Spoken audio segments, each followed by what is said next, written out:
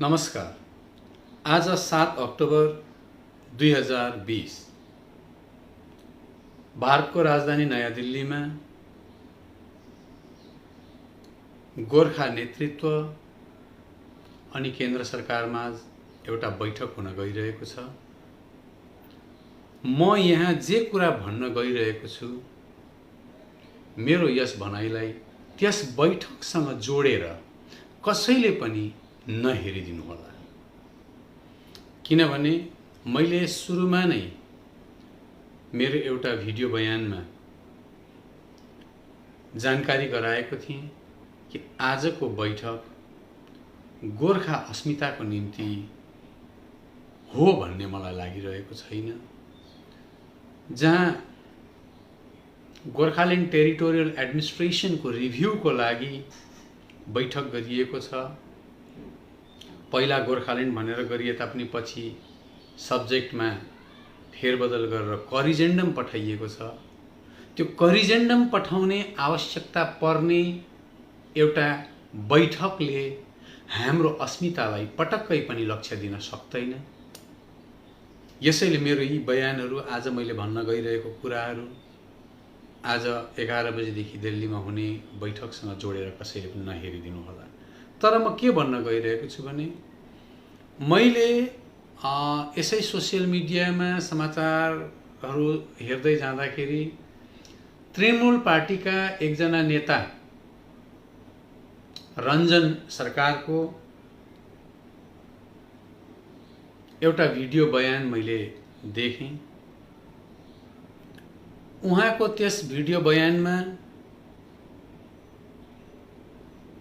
मलाई आपत्ति जनाउन मन लाग्यो।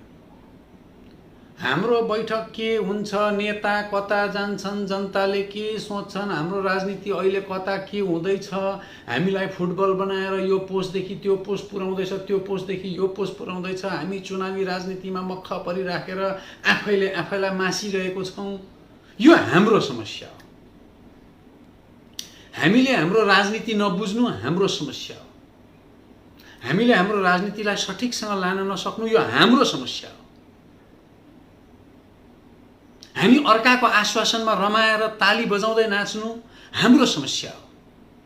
तर हाम्रो समस्यालाई लिएर अरूले राजनीति गर्दा हामीले जुन सपना देखेको छौँ गोर्खा अस्मिताको, त्योसँग चाहिँ कसैले पनि खेलवाड नगरिदिनु। किनभने एक दिन यो सपना बिउझन्छ, बिउझेको दिन यो विपनामा परिणत हुन्छ। र म रञ्जन सरकारको केही कुराहरू, तृणमूल नेता रञ्जन सरकारको केही कुराहरूलाई म यसरी पनि जवाब दिन चाहन्छु।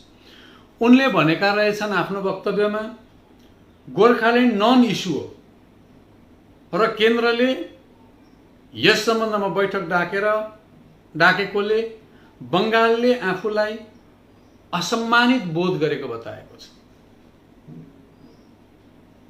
गोर्खाल्यान्ड तिम्रो निम्ति नन इस्यु हुन सक्छ, हुनै सक्छ, किनभने तिमी गोर्खा होइनौ। म यो रञ्जन सरकारलाई भन्दैछु। एउटा अगोर्खा रञ्जन सरकारको निम्ति गोर्खाल्यान्ड नन इस्यु हुन सक्छ, तर हामी भारतभरि छरिएर बसेका गोर्खाहरूको निम्ति यो इस्यु मात्रै होइन। यो यति पवित्र शब्द हो कि यस शब्दको नजिक तिमी उभिन पनि डराउँछौ। गोर्खाल्यान्ड नाम सुन्दा पनि तिमी थर थर काम्दै प्रेस बयान जारी गर्नु पर्दैछ अहिले। त्यसले गर्दा कृपया यसलाई नन इस्यु नभनिदिनु होला। हो, हामी गोर्खाको निम्ति यो धेरै अघिदेखि राजनैतिक इस्यु भनेर जाँदैछौँ। केन्द्र सरकारको निम्ति यो कूटनैतिक इस्यु हुन सक्छ, तिम्रो लागि नन इस्यु हुन सक्छ। यो अहिले त्यो भावी सम्भावना जुन एउटा राज्य निर्माणको छ त्यो अघिको कुराहरू हो। तिमीले बयान दिँदा भोलिको दिनलाई पनि सोचेर बयान दिएको हुनुपर्छ। यो नन इस्यु पटक्कै होइन। अर्को कुरा भनेको उहाँले भन्नुभएको रहेछ, जब तक हमारा खून रहेगा, जब तक हमारा ममता बनर्जी हमारा साथ है, किसी को चिंता करने की कोई जरूरत नहीं। म पनि भन्न चाहन्छु, गोर्खाको खून अर्थात् रगत पानी होइन।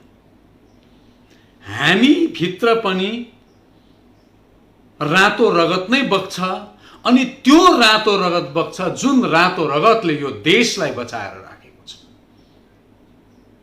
त्यो रातो रगत बग्छ जुन रातो रगतले उचालेको हतियारले विश्व थरथर काँपेको छ। तपाईहरुको इतिहास कस्तो छ लडाईको, युद्धभूमिको मलाई थाहा छैन, तर हामीले यो देशलाई सेवा गरेको इतिहासलाई एकपल्ट पढेर, एकपल्ट बुझेर, हामीले यो देशलाई गरेको सुरक्षाको इतिहासलाई हेरेर मात्रै रगतको बयान दिनु, खुनको बयान दिनु, नभएदेखि रगतको महत्त्व नबुझ्नेहरूले, यो देशलाई सुरक्षा गर्ने जातिको महत्त्व नबुझ्नेहरूले यो प्रकारको बयानबाजी नगर्नु। अनि अर्को, तपाईभित्र रञ्जन सरकारज्यू, तपाईभित्रको डर, भित्र मुटु लकलक काँपिरहेको स्पष्ट देखेँ मैले तपाईको बयानमा। तपाईँ भन्दै हुनुहुँदो रहेछ, जब तक ममता बनर्जी हमारा साथ है किसी को चिंता करने की कोई जरूरत नहीं। भनेको ममता बनर्जीको साथ छैन भनेदेखि चाहिँ हामी यो लडाईँ हार्छौं, किनभने यो भूमि हाम्रो होइन भनेको होइन त। कुनै पनि व्यक्ति, कुनै पनि सत्ता यो संसारमा दीर्घजीवी छैन। दीर्घजीवी छ त केवल चलायमान क्रान्ति, अनि हामी त्यही चलायमान क्रान्तिमा प्रवाहित भइरहेको छौं, बहिरहेको छौं। यो कुरा तृणमूल कांग्रेसका नेतृत्वहरूले स्पष्ट रूपमा बुझेको राम्रो। अर्को कुरा उहाँले भन्नुभएको रहेछ, जीविका और डेवलपमेंट के हमारा ममता बनर्जी ने जो काम किया है हम लोग उनके साथ हैं। जीविकाको कुरा नगर्नु हामी गोर्खालाई। हामी जीविकाको लागि राजनीति गर्ने होइन। हामी आय आर्जनको निम्ति राजनीति गरिरहेका छैनौं। हामी कुर्सीको निम्ति हो, केही नेताहरूले कुर्सीको निम्ति राजनीति गर्दा आजसम्म गोर्खाल्यान्ड हुन सकेको छैन, पक्का मान्छु त्यो कुरा। तर गोर्खा जाति, समग्र गोर्खा जाति केही नेता पनि होइन। त्यो गोर्खा जातिभित्र लालच नभएकाहरू पनि छन्। र जहाँसम्म जीविकाको कुरा, आज दार्जिलिङले कमाएको जति आय छ त्यो आयको कति प्रतिशत चाहिँ दार्जिलिङलाई फर्काउँदैछौ? डुवर्सले कमाएको कति प्रतिशत, तराईले कमाएको कति प्रतिशत चाहिँ फर्काउँदैछौ र हामीलाई जीविकाको कुरा सिकाउँछौ? तराई, डुवर्स र पहाडले कमाएको जम्मा आयको तिमीले 5% रकम मात्रै पनि फर्काउन सकेको छौ हामीलाई, र जीविकाको कुरा गर्छौ? तिमी त त्यो रकमसँग लालच राखेर पो यो भूभागलाई कब्जा गर्न चाहन्छौ। किनभने हामीले देखेको छौं, हामी यहाँ जुन प्रकारको वस्तुहरू किनबेच गर्छौं, जुन हामीले हाम्रो घरमा राख्न, सजाउन, हिँड्न, खान जुन किसिमको कमोडिटी हामी किन्छौं, बंगालको अधिक भन्दा अधिक संख्याले त्यो कमोडिटीको, त्यो सामानहरूको कल्पनासम्म गर्न सक्दैन। त्यसले गर्दा कृपया वक्तव्य दिँदा हामीलाई जीविकाको लालचमा वक्तव्य पनि नदिनु होला, किनभने हामीले दिएको 5% अंश पनि सत्ताले हामीलाई फर्काउन सकेको छैन। तेस्रो, उहाँले भन्नुभएछ, जब तक हमारा दम रहेगा, जब तक हमारा खून रहेगा, इसके विरोध में हम आंदोलन करेंगे। जब तक हमारा दम रहेगा, जब तक हमारा खून रहेगा भनेको कस्तो आन्दोलनको कुरा गरेको? हिंसात्मक आन्दोलनको कुरा गरेको। सत्तामा बसेर जसले हिंसालाई दमन गर्नुपर्छ, सत्तामा बसेर जसले राम्रो कुरालाई प्रोपोगेट गर्नुपर्छ, उमार्नुपर्छ, त्यो चेतनाले जनतालाई रगतको होली खेल्न उक्साएको कस्तो प्रजातन्त्र, कस्तो गणतन्त्र तिम्रो राजनीतिक दलले जनतालाई दिँदैछ? जब तक हमारा खून रहेगा भनेको रगत बग्नु पर्ने कुरा गरेको, सत्तामा बसेर यो कुरा गर्न पटक्कै सुहाउँदैन। म यसै पनि हिंसा विरोधी व्यक्ति हो र हामीले हिंसालाई सोचेकासम्म पनि छैन, तर हाम्रो विचार तिम्रो लागि धेरै भारी कुरा हो। यो भविष्यको गर्भमा छ, यसले अगाडि धेरै कुरा देखाउँदै जानेछ। सत्तामा बस्नेहरूले बोल्दा होस सम्हालेर बोलेको राम्रो हो म भन्ने ठान्छु।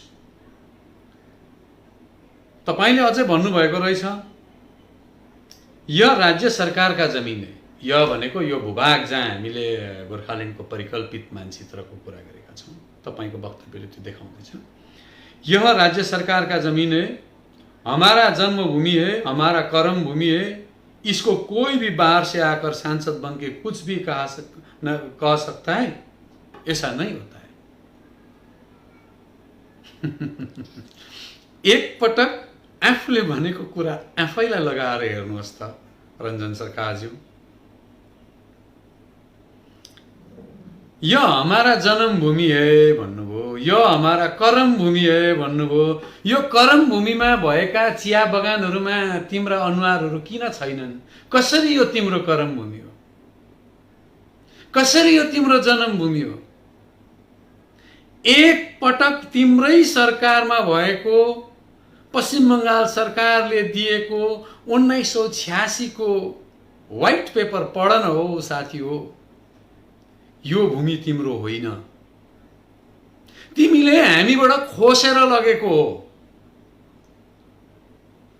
यो भारत स्वाधीन हुँदा पनि तिम्रो अंश थिएन।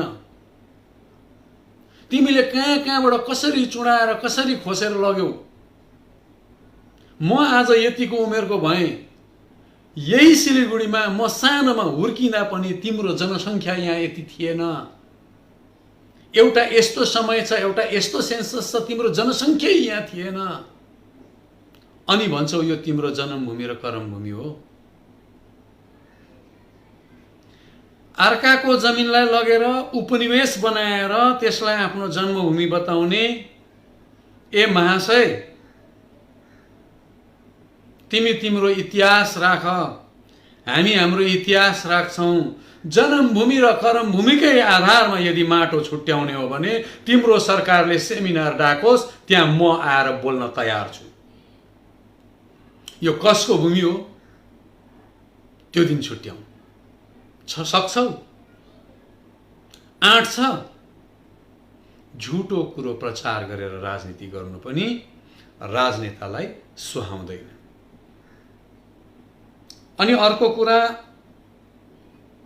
तपाईले भन्नुभएछ संविधान भी इसको मान्यता नहीं देती, अर्थात हाम्रो मागको बंगालबाट अलग हुने छुट्टै राज्यको मागको भनेको संविधान भी इसको मान्यता नहीं देती, हमारा देश का गणतंत्र भी इसको मान्यता नहीं देता। एक पटक संविधान को धारा 3 लाई पढ्ने अनुरोध म रञ्जन सरकार महाशयलाई गर्न चाहन्छु। संविधानले अनुमति दिन्छ कि दिँदैन? एक पटक तपाईले संविधान पल्टाएर हेर्नुहोस्। सायद तपाईले संविधानको नाम सुन्नु मात्रै भएको छ होला, पढ्नु भएको छैन। यसैले यो किसिमको वक्तव्य जारी गर्दै हुनुहुन्छ। अनि गणतन्त्र अर्थात प्रजातन्त्रले मान्यता दिन्छ कि दिँदैन भन्ने कुरामा ल ठीक छ नि त। म एउटा कुरा म रञ्जन सरकारज्यूलाई होइन भारत सरकारलाई राखेर मेरो कुरा अन्त गर्न चाहन्छु। गणतन्त्रले दिँदैन, प्रजातन्त्रले दिँदैन, कुनै केले दिँदैन।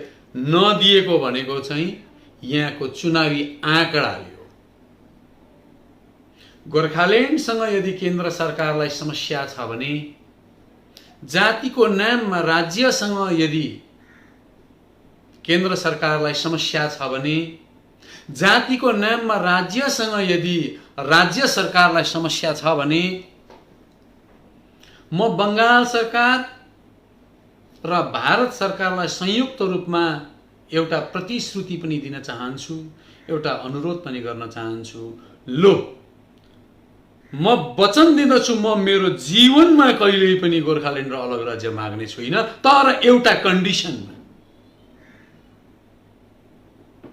त्यो कन्डिसन चाहिँ के हो भने यो भारतमा जति पनि जातिको नाममा राज्यहरू छ त्यो नामहरू सबै हटाऊ।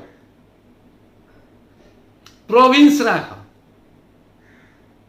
North province, east province, south province, middle province, south east province, central province, कुनै के वेस्टर्न प्रोभिन्स, विभिन्न किसिमको प्रोभिन्स राख। सक्छौ त्यो गर्ने? जब आफ्नो भाग चाहिँ जातिको नाममा छुट्याइसक्यौ, जब आफ्नो भूगोल कोरिसक्यौ, अनि भन्छौ यो संघीय देश हो, संघीय देशमा राज्यको डेफिनेसन के हुन्छ? र हामीलाई चाहिँ सिकाउँछ जातिको नाममा देश हुँदैन, के अरे राज्य हुँदैन।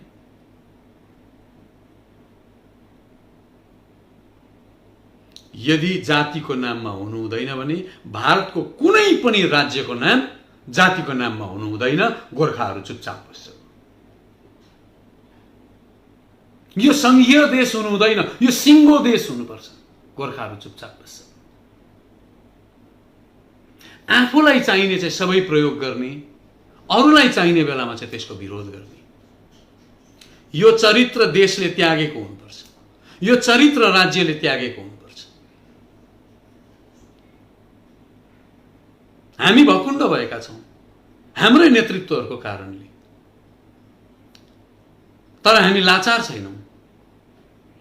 हामी भित्र घर झगडा हुन सक्छ, हामी हाम्रै भित्रको दलहरूलाई म विरोध गर्न सक्छु। हामी एकअर्कामा बाजाबाज गर्न सक्छौं, एकअर्कामा विरोध गर्न सक्छौं, किनभने यो हाम्रो घर हो। तर यो माटोलाई उपनिवेश बनाएर बाहिरबाट आएर तपाईहरुले चाहिँ कमसेकम यो किसिमको वक्तव्य जारी नगर्नुहोस्। वक्तव्य दिन अघि धेरै सोच्नुहोस्। गोर्खाल्यान्ड चुनावको इस्यु होइन, हाम्रै नेताहरूले नि सुन्नुपर्छ। गोर्खाल्यान्ड चुनावको इस्यु होइन, भोट माग्ने भाडा होइन गोर्खाल्यान्ड। न गोर्खा नेताहरूको भोट माग्ने भाडा हो, न राज्य र केन्द्रको नै भोट माग्ने भाडा हो। यसले एउटा समय आउँछ, नजिकै देख्दैछु त्यो समयलाई मैले। एउटा समय आउँछ, भोटदेखि माथि गएर गोर्खाहरूले राजनीति गर्नेछन्। तपाईहरुको तर्क, म पुनः तृणमूल नेतालाई नै भन्दैछु, तपाईहरुको तर्क त्यस दिनको निम्ति तयार राख्नुहोस्। धन्यवाद।